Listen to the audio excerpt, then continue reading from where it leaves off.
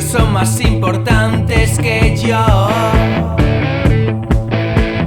Te llamo y no contestas, seguro que estás puesta.